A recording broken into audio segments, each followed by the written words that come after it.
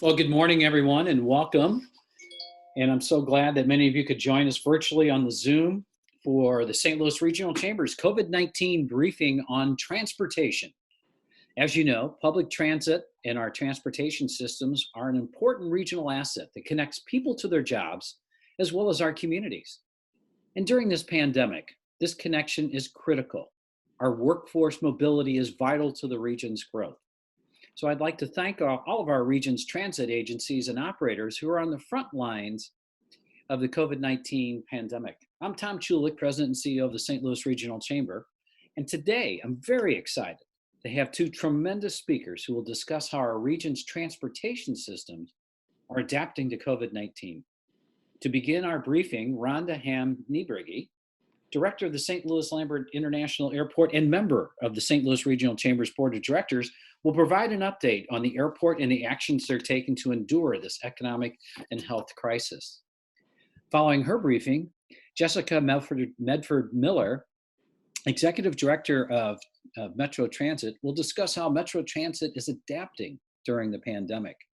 And I'd like to thank them both for taking time to join our virtual meeting this morning and for their continued support of the St. Louis region. Now, let me pass the baton to Austin Walker, Vice President of Public Policy at the Regional Chamber. Austin? Thanks, Tom. And thank you to everyone participating on the call. If you have a question you'd like answered by any of our speakers, please use the chat feature in Zoom, and we'll do our best to get to your questions. Rhonda Hamm-Niebruegge has been the Director of St. Louis Lambert International Airport since January 2010. Our region's largest asset, St. Louis Lambert International Airport, serves more than 14.7 million passengers annually. Prior to COVID-19's outbreak, the airport was coming off a fantastic year with continued passenger growth. In her role, Rhonda serves as the chairwoman of the 17-member Airport Commission, and she has logged over 25 years in aviation management positions. Please welcome Rhonda Hamm-Niebruegge. Rhonda, the floor is yours. All right. Good morning, everyone. Hopefully everybody can hear me. Yes? We sure can. Yes, ma'am. Okay, awesome. Great to be here this morning. Kind of a strange way to do things, but I've gotten a little accustomed to these Zoom meetings. There seems to be more and more of them. So we'll hopefully, we've got them down pat these days after doing so many of them. But, you know, it's an interesting time for the airport, and I wanted to share a little bit about what's going on and a little bit about what we're doing in the CARES money and sort of the forecast for the future. So first of all, if we look at yesterday, you know, I boarded 1,100 people here at the airport. We had about another 1,000 that came off of airplanes, so 2,100 people.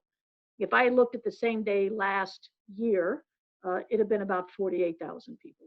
So it's an incredible reduction, depending on the day, anywhere from 92 to 95%. So what does that mean overall? That means that most of the shops and restaurants are closed out here. We do have one of our Hudson stores open on East Concourse. We have a Starbucks open, and we've got a sit-down restaurant keeping the 6 feet distance open on every store. So that's a significant amount of revenue that our vendors are losing every day as well. As a result, we've been working with them to allow them, obviously, to close the stores and reduce the hours. But all of that has an impact on employees' lives as they have to either furlough or reduce their hours. The second thing is, if you take a look at one of our largest resources coming in from a revenue standpoint, it's parking. So we, the airport, own 2 garages and 5 parking lots. We net about $23 million a year directly to our bottom line of those that we own. Right now, I have 4 of the lots closed to reduce the operating costs, the shuttle buses and drivers and all of that. We do have both of the garages open in 1 long-term lot, but on a daily basis, I may have, 200 people parking. For those of you who live my life, the last 2 years or 3 years, all I hear are complaints about not having spots in the garage. So that has gone away, but it's really frustrating to see the loss of revenue there as well. We've done a few other things. We have leased the lots where we used to didn't allow employees from the airlines or our vendors to park in the garages. We're now allowing them to do that at a reduced rate. We have taken some of our larger lots and allowed the rent-a-cars to park excess cars on those just to generate some revenue as well. So trying to look at every single thing we can to generate a buck here and there. The other piece that we look at is if we take a look at normally our rental car activity, our taxi activity, our TNCs, the Ubers and Lyfts of the world, that's another significant source of revenue that comes into us, all of our ground transportation providers. Obviously, with the lack of passengers, those are dramatically declined as well. So what that all means is that we're sitting here every day trying to look at the finances, trying to look at what revenue's coming in not only today, but next month and the month thereafter. We have been able to pull back about $21 million worth of projects that we were working on.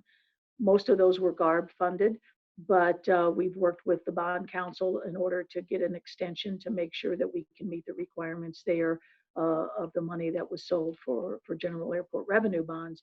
But we pulled out those 21 million. Some of that does include some maybe equipment as well. We also, from our fiscal year will end this June. So we start our new fiscal year July 1. If we take a look at the first 9 months of this year, they were incredibly strong. So that would have been July through really the first week of March activity. We were well on target to meet or exceed every measurement that we had last year. March hit, the first week of March was really good. Saw a little bit decline the second week, and the third week it just dropped off to nothing. So for this fiscal year, we're dealing with 9 really strong months and 3 almost non-existent months of passenger and revenue coming in. As we get to July 1, we are preparing for the FY21 budget, trying to work with all of our partners and airlines and tenants out here to get a feel for what that would look like, because we have to do a rate-based setting for them, which is what we're in the process now. And that's much harder. I mean, trying to not only understand, we know right now you can reduce the operating cost on a daily basis. We have pulled out 15 to 30% of every one of our contracts out here, whether that's a professional service contract, whether those are security contracts, cleaning, whatever that you may be. You know, we've pulled down all of those for the remainder of FY20. As we get into FY21, we're doing the same thing. We're looking at scenarios anywhere from 15 to a 30% reduction in those contracts going into 21. But what we don't have a good feel on is just how quick this is going to come back. And every day, you know, I sit on a bunch of different industry associations and chair one of those, and we talk with our partners all across the country every day, trying to understand, when do we think this is going to come back? When the world starts opening up, and it's already started doing that a little bit, certainly in some states and even in Missouri. And as each week goes by, you're going to see that. But what does it really mean for the traveler? And I think there's 2 components to that. The first is the leisure traveler, which is easier to gain back. I mean, there will be lots of fare reductions, and I think there will be cheap hotels and Airbnbs and whatnot. And I think, you know, some of that traffic is a little less concerned maybe. And so I think you'll see some of that come back. But we have a significant amount of business traffic at this airport. And with all of the companies facing many of the same financial hurdles that we are and everyone else is, the first thing that gets cut a lot of times is the business travel. And that's where they can save a lot of money. You can save on the airline cost, you can save on the hotel cost, per diems, meals, all those things. So the concern really is, what does that mean on the long term, and how quick is that going to come back? And are companies just not going to have the travel budgets there in the next year? And that piece is very concerning to us. So as we look at how do we keep the airport solvent, which obviously is our number one task, operational and solvent. I think everybody probably knows this, but during all of this, airports have had to remain open under our FAA guidelines. And we have. Our team is here every day working. We've kept the airport operational.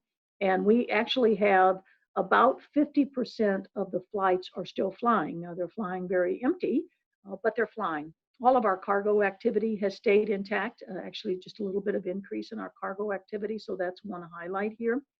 But as we look to the CARES money, of that $10 billion that was set aside for from the government to be able to keep airports operational, we received $59.9 million of that. That $50.9 million, and we signed our application last week, so the money has not arrived yet, but you kind of had three options. The first option of taking that money, which was quick and easy and the easiest to get approved, was that we would use those CARES money for payroll, debt service, and operating expenses. We are required to keep 90% of our employees on the payroll as of March 20th. So a lot of the money that was given both to airlines and to airports was to keep them open and to keep employees active and engaged in full pay. So those are the three criteria. The second one was if you wanted to use it for development, it was a much different application, a much longer process to get approved. And the third option was if you wanted to use part for operating debt and payroll, and perhaps a part that you could use for development. I think, like most airports across the country, took option one to be able to get the money as quickly as possible and to be able to help start making those shortfalls that we currently don't have as a result of passenger traffic and concession revenue. So we were happy with the amount. You know, it's never enough, but we know that it has to go a long way, and there's other industries obviously that also need the support. So I think we were happy that the government stepped up to the table to realize the value of airports and keep those intact.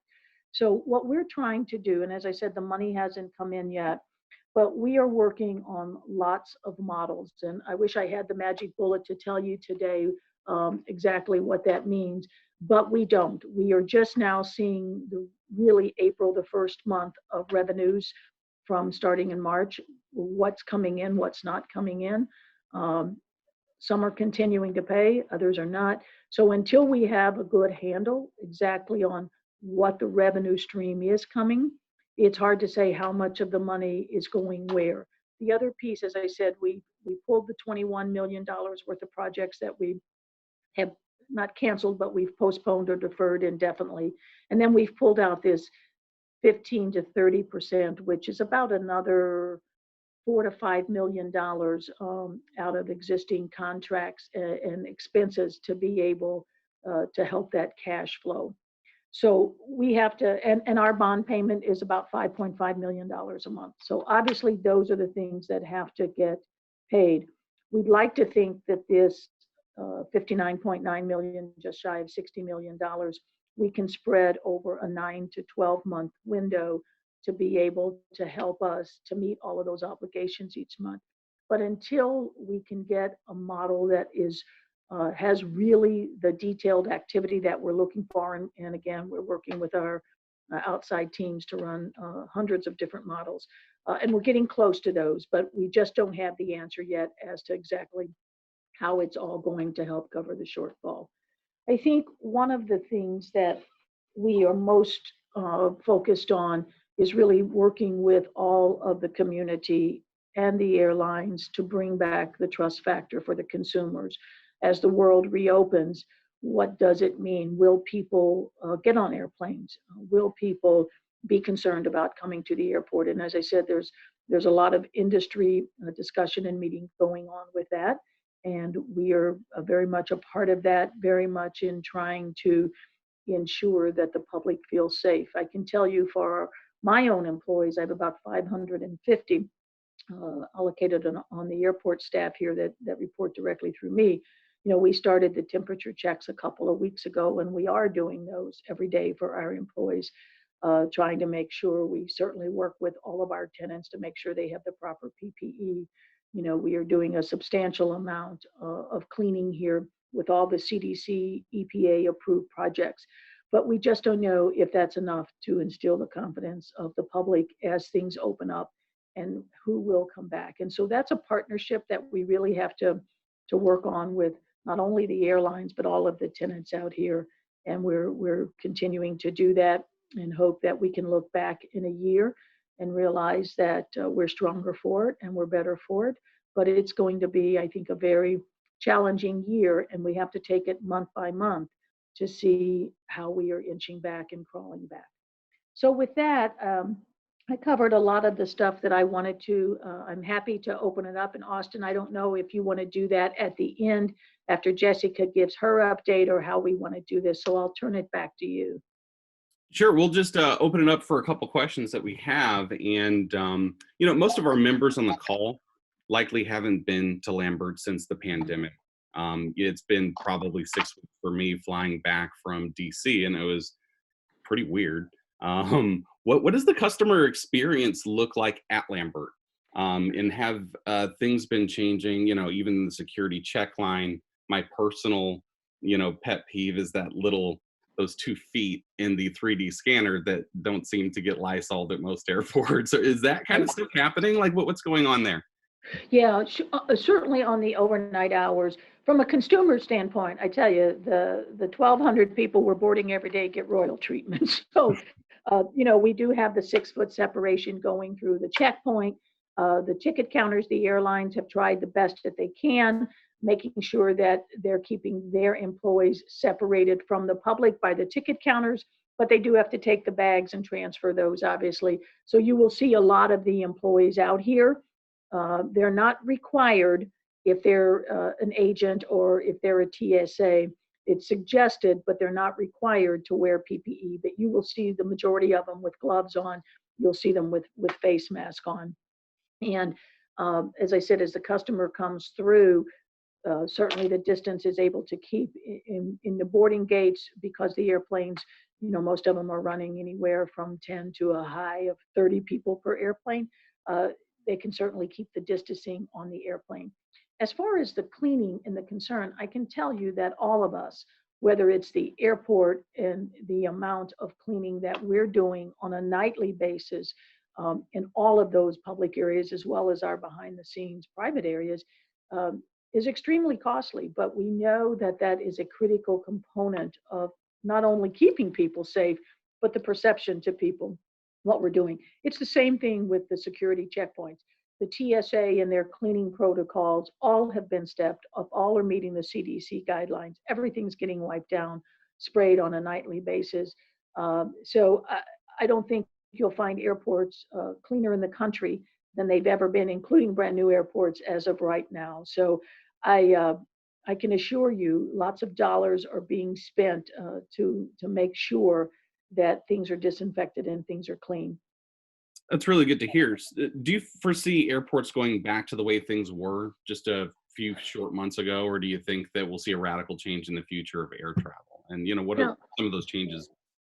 I think life will change at airports and airlines. I think the one thing that I think will make a big difference to get us back to what we considered normal is really a vaccination, but none of us know how soon that's coming. So it's interim. I mean, very much like any vaccination that's out there for mumps, measles, or polio, if you can get a vaccination and you're not worried about it, people's fears subside pretty quickly.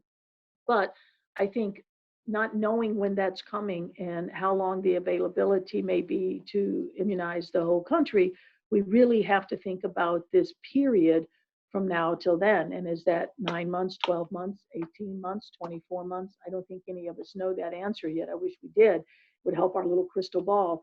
But I think that's the time that's going to be most critical for airports to install faith in the consumer that it's safe again to fly. And, it's a little different than 9/11, when it was the fear of flying because of terrorist acts. And so guards went up really quickly. You could see the physical guards that go up. The cockpit doors had the steel bars. They were never allowed to be open during flight. People couldn't again crash the cockpits. Saw the security checkpoints and all the changes to those, liquids and all those things. So there was a physical barrier that made people feel comfortable. That's not the case with this.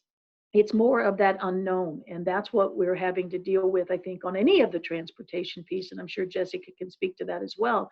It is that unknown factor.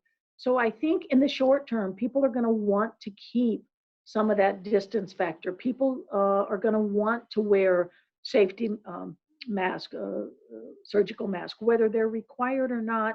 I think will yet to be seen as time goes on. But I think that people themselves will react very differently when they travel, in making sure that they're doing everything they can to protect themselves. Sure. Now, one of the most dominant airlines at Lambert, at Southwest, they said in March that 40% of flights from May 3rd through June 5th are being cut amid a sharp decline in travel demand. How has that impacted Lambert's operations, and what have airlines been telling you about flights returning? Right. Well, I mean, the impact is dramatic because landed weight is our number one source of revenue here. So obviously, the revenue coming in from the reduced landed weight has been substantial, and Southwest has all large aircraft and our, 60% of our traffic. So obviously, that's a significant reduction in that landed weight and that revenue. But I think right now we have got the July schedule back. And it's back to about 78% of the flying. Now, I think a little bit of that is assuming that this pandemic will maybe not cease, but certainly as the summer months approach, people are going to feel more comfortable. And I think, most of us feel like we'll have a good amount of traffic back for July and August just because people want to go see their families, they want to get away. Maybe they haven't been able to get to a loved one or make that important meeting. And so we think they'll be back. It's really more concerning about as we get into the fall and the winter months and as flu season starts again, have they really got good protocols in place and good data in place to ensure how we deal with it come the winter again. So I think that we feel like we could see some rebound in July and August of the traffic, certainly not to the levels we saw last year. But I think based on the schedules that we're seeing, we are seeing some of the schedule activity come back in that July and August. I do think we have to watch very closely what the month of May and June bring. But we are very hopeful that we'll see some of that traffic back. And then I think we're just going to have to think and watch day by day, month over month, as to see as we get into the winter months, are we going to see drastic reductions again or not? I think for us, one of the critical things is that, we do have to keep in very, very close contact with all of our airlines. For us, a substantial amount of our growth in the last 5 years has come through that connecting market. And that has been critical for us, both financially as well as added service to the local market here that's only here as a result of that connecting traffic coming back. And that's all through Southwest.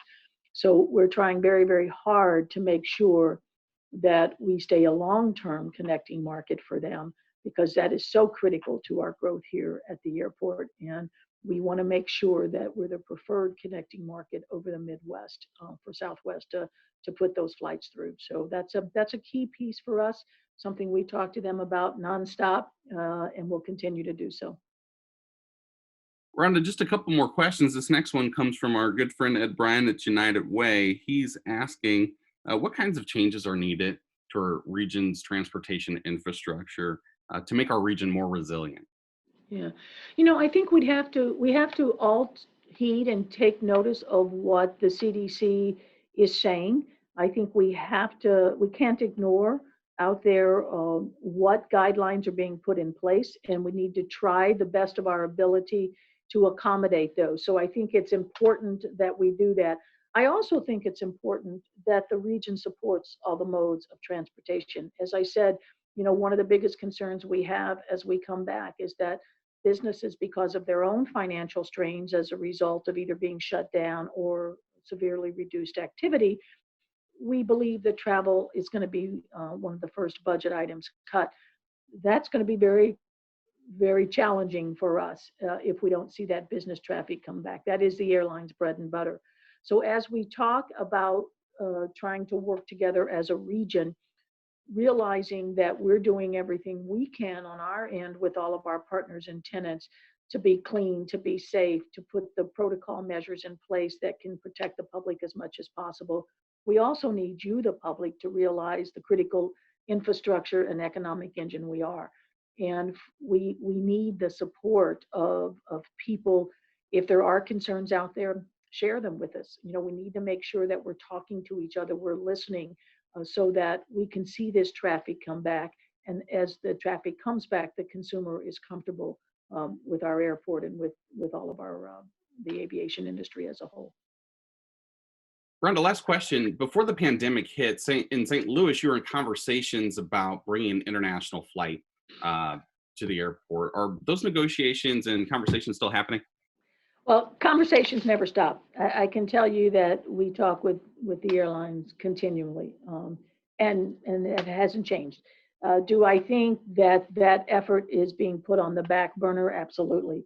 As you all know, the international traffic was the first to go, especially at any of the medium hubs. So some of our neighbors who had been successful in attracting an international flight, whether it was Pittsburgh, Austin, Nashville, Indy, they all lost those, and they were the first to lose.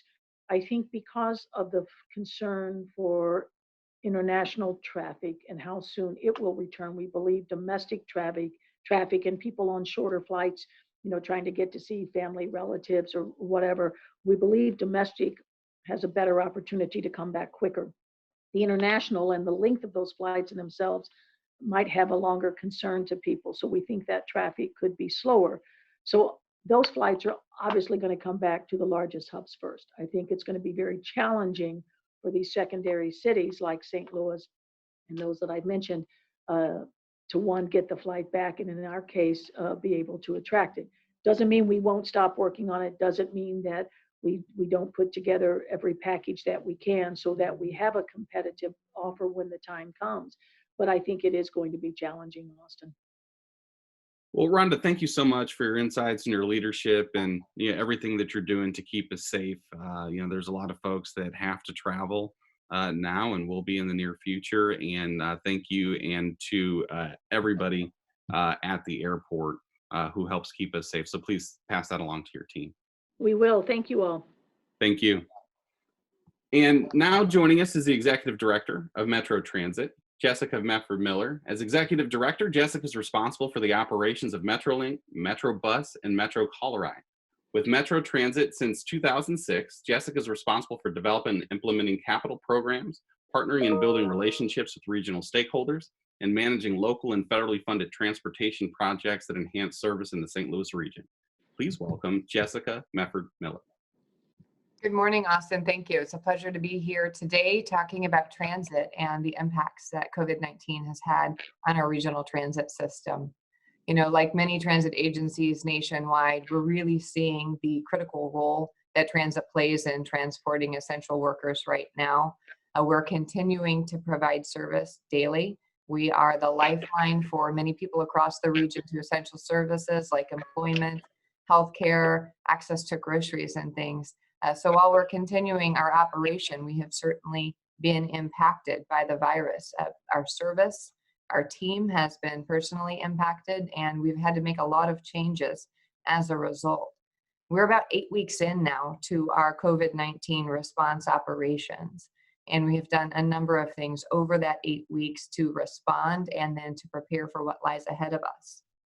We've got a pretty good and well-established battle rhythm now, and we're focused on 3 main goals, and I'll touch on those today. First and foremost, we want to keep our team members and our customers safer. We want to provide service that is reliable and that is meaningful and responds to the significant change in demand that we've experienced in the last couple of months. And then we want to preserve our operational and financial capacity to ramp up and sustain our operations as the threat of COVID-19 wanes over the coming months and potentially even years ahead of us. So when we began our response, actually back in late February, we started by increasing our measures to protect our staff and our customers. And like Rhonda touched on, a lot of this includes additional cleaning. So for us, that is cleaning of our vehicles, cleaning of our operating facilities and all of our workspaces above and beyond the level of cleaning that we had before. And of course, that all includes CDC and EPA approved chemicals and methods. Now, this additional cleaning across our system, we've got 7 major operating facilities. We have over 400 buses, 122 vans, 87 light rail vehicles. So that's a lot of extra cleaning, and that also certainly has an impact to our operating budget. We are equipping our team members with measures to protect their own safety. We have a steady supply now of personal protective equipment. You'll find all of our frontline team members are wearing N95 masks, gloves. We have sanitizer and disinfectant wipes that they can use throughout the course of the day. We also are doing temperature screenings at all of our operating facilities to ensure that none of our 2,500 team members who are reporting for duty or our contractors are coming with a fever. I think we're about 5 weeks in now to our temperature screening. We are installing shields, polycarbonate shields on all of our buses. About 3/4 of our buses were not previously equipped with such shields. And by the end of this week, all of our buses will be equipped with shields. All of our trains are equipped with shields. We have shifted some of our operational procedures. We're doing rear door boarding only at this time on our buses. And the objective of that is really to increase distance between our operators and our customers. We are limiting our capacity on our buses, though we are not able to achieve, in all cases, 6 feet of distance between our customers on our buses. And I'll tell you a little bit about why that is in just a moment. And then we have also made some significant changes to our call ride, our paratransit service, which serves disabled members of our community. So to date, we have lost about 55% of our ridership since ridership began to fall in March. And that's really a tough blow for Metro Transit. Like Lambert Airport, we had had a good year leading up to that. In fact, the months of January and February were quite strong. We were hoping to end a several years long drop in our transit system ridership. And we had looked to end the year, which ends June 30th, on a very positive note. And of course, now that won't happen. And we're working to respond to that. Our demand footprint has changed a lot. While we have lost a little over half of our ridership, we have certainly lost ridership more in some markets. We have some routes that remain quite strong. We've also had some changes in demand, routes that are serving major hospitals and other healthcare and grocery shopping institutions remain strong. We've had increases on some of our routes that are serving logistics centers. Think places like Hazelwood, where we're carrying customers to employers such as Amazon. We've added service on some of those markets, both on the employer side and on the residential side of things. We have made 3 different changes to our operating footprint in the last 8 weeks, which is much more nimble and certainly a lot more dynamic than we normally are, because we're working to respond both to changes in demand, but also changes in our available workforce. We're experiencing, as an employer, higher levels of absenteeism as our employees are personally touched by COVID-19, whether they're home caring for a loved one or they have been recommended to quarantine by their physician. And about 26 of our team members have actually tested positive for COVID-19 to date, and we're working to respond to that, which includes a rather large number of employer-ordered mandates as we're working to distance any team members who have been potentially exposed. And this is the case with all of our frontline serving industries. We're out serving the public, and there's a level of risk associated with that. And so we are implementing any measure that we can think of that has proven to be effective for mitigating risk both to our customers and team members. And we've had to suspend service on some of our bus routes. That's been a really tough decision. But without our normal available workforce, we simply aren't able to sustain all of our normal service. And we've had to really concentrate a lot of our bus resources, especially those larger vehicles, on our heavy urban routes where our ridership remains quite strong. We're limiting our demand to seated loads, so that means we're not carrying buses with standees, which on a day-to-day basis, pre-COVID, is a normal course of business on urban bus routes. The thing about transit that remains true to an extent today, and I think will abate in the months ahead, is that urban mass transit has density is a big part of it. We're carrying large people at a single time. We're also serving pretty dense markets, both residential and employment markets. We're carrying a lot of people. That's part of what makes transit efficient. But we're having to shift our operating model. Unfortunately, we had already begun this in 2019. We had a major change to our operating footprint in September 2019, where we are really shifting to try and diversify the mobility products that we're offering. We're putting large buses and our highest frequency on both bus and train on the markets that can generate the most ridership and be most productive. We've shifted our operating model a little bit in some of our lower density markets. And we've had to really ratchet that up in the last couple of months. We're working with employers and other important destinations to make sure that we're targeting our service to coincide as best we can with shift times and with their demand. We're also beginning to operate some what we call demand responsive service. So rather than having a bus out in a market, we're coming based on customer demand. We started a partnership with Lyft back in October of 2019, and we've recently expanded that, where we have low density demand, but still people who need to get out and access the main metro system, be it a frequent bus route or a Metrolink station. We're using Lyft to carry people from their original point to the main system, and that's been really productive for us. You'll see in the coming months us roll out a mobility option called microtransit, where we're using smaller vehicles to carry fewer number of passengers in a demand responsive format.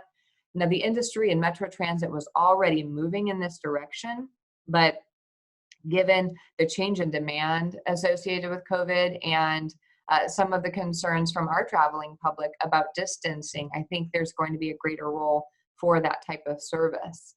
We're also using van service right now as we've experienced a reduction in paratransit demand on call-a-ride.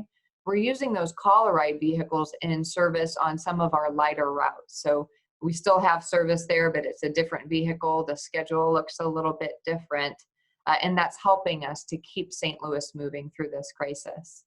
Our team has done a fantastic job of showing up every day and really absorbing a certain amount of risk so that we can keep St. Louis moving, and I commend them. I have never been more proud of the team at Metro Transit and Bi-State Development as I am now for the tremendous work that they're doing every day. We have team members who are innovating and coming up with ideas for service or for safety. In fact, those polycarbonate shields that we're installing right now were a design out of our vehicle maintenance team, and they've designed them, they've fabricated them, and now we're almost finished installing them. We have our team members assisting with our supply chain. We've got those N95 masks, surgical masks, and we're backstopping that supply chain with handmade masks by some of our employees, because we know that this PPE is going to be part of the Metro uniform for many months ahead, and we can't run out. With respect to sustaining, let's talk about that for a moment. So most of our operating revenue comes from sales tax proceeds and passenger fares. So we know that we're experiencing a tremendous reduction in sales tax as well as passenger fares. Some, in addition to COVID, things like fuel prices, which are incredibly low, are going to suppress our ridership for months to come.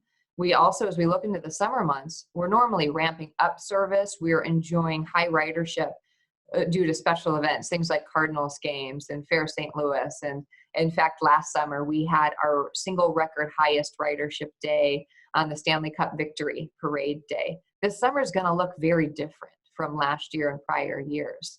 So we anticipate operating a little less service, and unfortunately, we're going to be carrying fewer customers. And so we're working now to develop a revised budget and a revised operating footprint that can be sustained with the revenues that we anticipate we'll have available. That does include a $142 million appropriation from the CARES Act. And that CARES funding is going to be used to offset lost revenue, but also to offset the new expenses associated with things like additional cleaning services, those temperature screenings, the supply of PPE that we anticipate having to field for a long time to come. With respect to coordination and regionalism and really sustaining all of our transportation modes, including transit, I think some of what we've got to focus on is really being coordinated and deliberate and reopening so that we can ensure that we have the critical services like transit in place to sustain new demand and doing what we can to inhibit the spread of COVID-19 in the months to come. We're also thinking at Metro Transit a great deal about equity, and we all should be thinking about equity. Some of the things that we're relying on to protect ourselves, like distancing, space, technology, and the opportunity to interact and learn and to do business remotely like we are today, all come at a price, and that's not available to everyone across our communities, and we are only as safe as the most impacted of our regional residents are. So that's something that Metro is focused on, and trying to preserve that accessible transit in the places where we need it most, and doing a great job keeping it as clean and as safe as possible for our customers and team members. So I hope that this is part of our regional dialogue moving forward. Looking ahead to the summer, we're going to continue to build on the service level that we have in place right now. We actually changed service last Monday, April 20th. As our workforce returns and as demand grows, you'll see us restoring service on some of those routes that have been discontinued. I look forward to adding frequency on some of those very busy routes where we need relief due to high demand right now. And then we are waiting to see what fall will bring. And for us, universities are a big part of our market. And so as universities reopen, we'll have additional changes to our service so that we can support that level. And then we're working to really try and sustain our training and our recruiting pipeline. We've got 2,500 employees at Bi-State Development, and most of them are driving a bus trainer van, or they are mechanics. And so we will continue to be a large employer for the region, and attracting, training, and retaining that talent is going to also be an important part of our sustainability strategy looking ahead. So I think I've covered what I'd like to today. Austin, I want to turn it back to you and the audience, and I look forward to answering any questions. Sure. Thank you, Jessica. That's very helpful and informative. I want to ask, what are some of the challenges of operating in the bi-state region? You guys operate in different cities, different counties, different states. How has that coordination been working out with people under different guidelines all over the place? Yeah, so far it has been good, but now we're heading into uncharted territory with the state of Missouri, save for, of course, St. Louis County and the city of St. Louis beginning to open up next week. This is going to present some challenges for us as we see people moving around in different parts of the region. We know that we have a required mask advisory coming up in the state of Illinois very soon. We have issued a request advisory to our customers, requesting that all passengers wear a mask that covers their nose and mouth. We've stopped short of ejecting customers or refusing boarding to customers that don't have a mask, but this is going to become interesting as we have a requirement coming up in Illinois, but not in Missouri.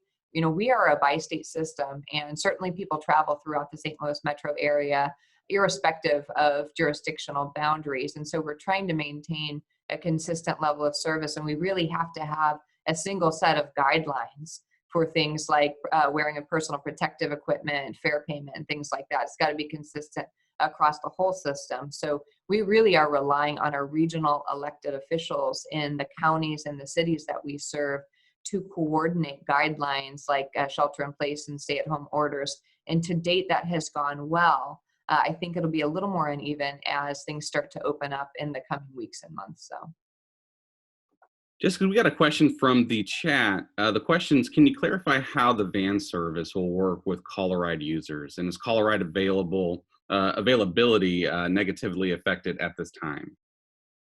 So caller ride availability has not been negatively affected at this time. So for customers, for those who don't know, caller ride is demand responsive. So customers call and book a trip in advance. So we're not denying any capacity right now. In fact, we have sufficient team members for caller ride to serve all of our caller ride customers, and also then backstop some of our bus routes, because we're operating caller ride with some of those bus routes. For the caller ride customer, a big change in experience right now is that we're waiving cash fare collection on a normal basis. The driver acts as a cashier, and there's an exchange of cash between customer and operator. We've suspended that for the moment so that we can reduce the exposure to our team and to our customers. We do anticipate resuming that in the near future. Otherwise, caller ride is business as usual for customers.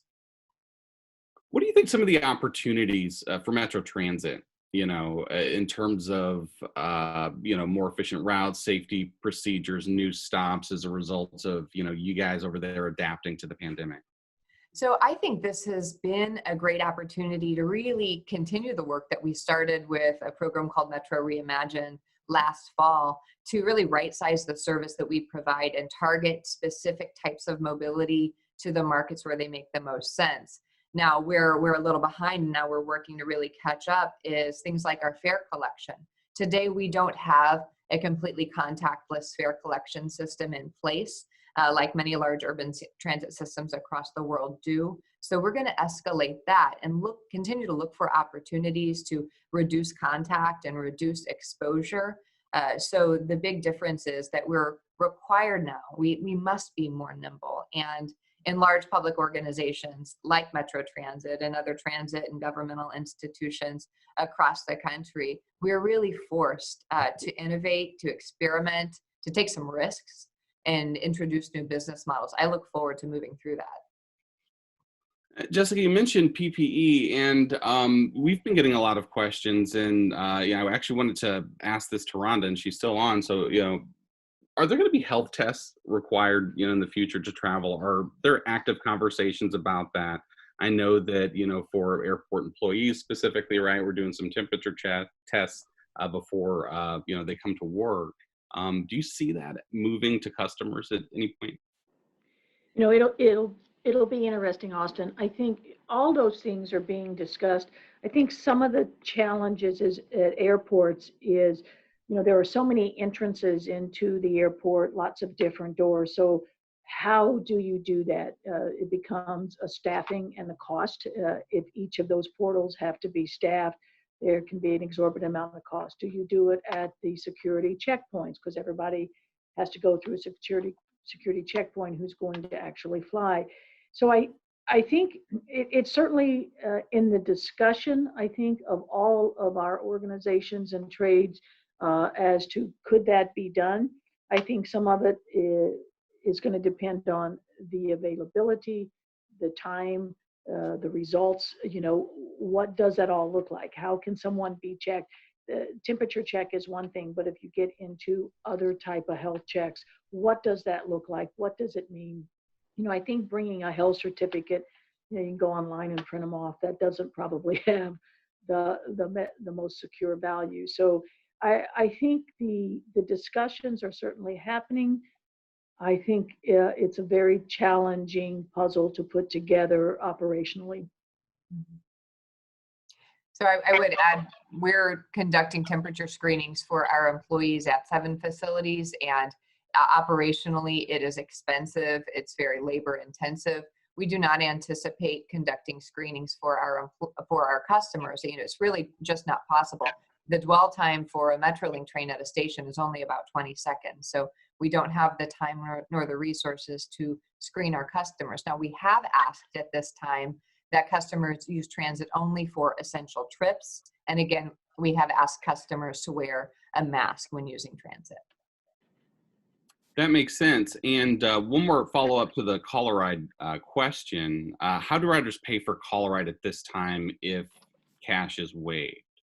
So in some instances, we have contracts for service, in which case there's typically a third party, such as Missouri Department of Mental Health or another entity that's supporting the fare payment component.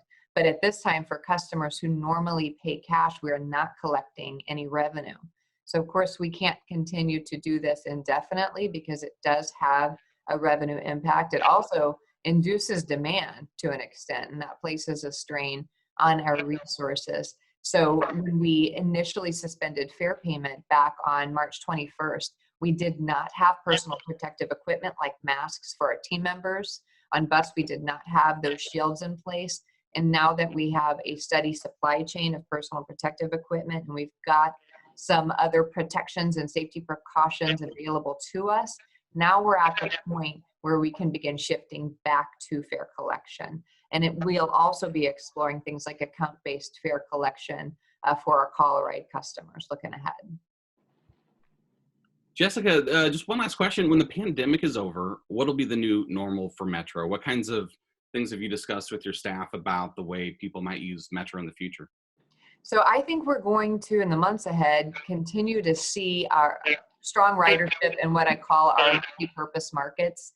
So we might not be putting resources in the summer into some of our university markets, our special event markets. And as our workforce returns, that's going to give us a little bit of time and space to really devote to those large urban routes. This is also going to give us a few months to begin pushing out some of those new mobility solutions that I talked about. So I'm looking at the period of May through August as a ramp up. There will be a gradual restoration of service and introduction of new service, and then we'll see where the fall takes us. We have structured our ramp up plan such that as team members return to work and as businesses reopen, we'll be able to scale up incrementally. So you might see service changing even a couple of times a month as we put service back rather than detract. So it's going to be a dynamic time.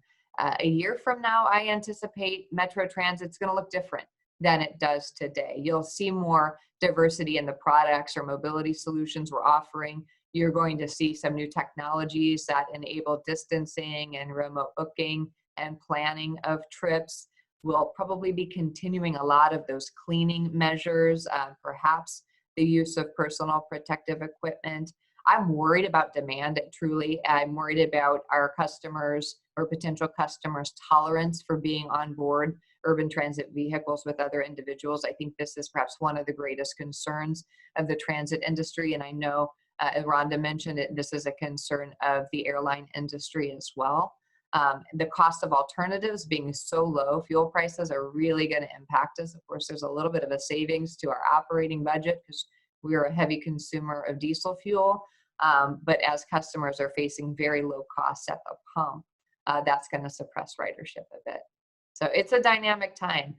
We're dealing with a lot of unknowns and a ton of data coming at us very quickly. We're having to synthesize that data and make decisions much faster than we do on a normal basis. And as a result, we're going to see a little bit more experimentation than normal. Well, Jessica, thank you very much. Mobility of our workforce is absolutely critical to our regional recovery. So thank you to you and your teams, both Jessica and Rhonda. We greatly appreciate your work. Thank you for joining today's COVID-19 briefing on transportation, and we will recover from this pandemic and embark on a road to recovery. Again, I'd like to thank all of the brave workers on the front lines during this pandemic, and on behalf of the St. Louis Regional Chamber, thank you for keeping our essential workers and the economy mobile and moving forward. So please join us for another business sustainability and recovery series on entrepreneurship in the post-COVID world. And that virtual meeting will be held this Thursday at 10 a.m., April 30th, as another Zoom call. So join us to hear regional experts describe how to preserve cash, guard employee morale, and ensure that your business is on the front line in a post-recovery period. Thank you again for joining our virtual meeting. Our meeting is adjourned. Thank you.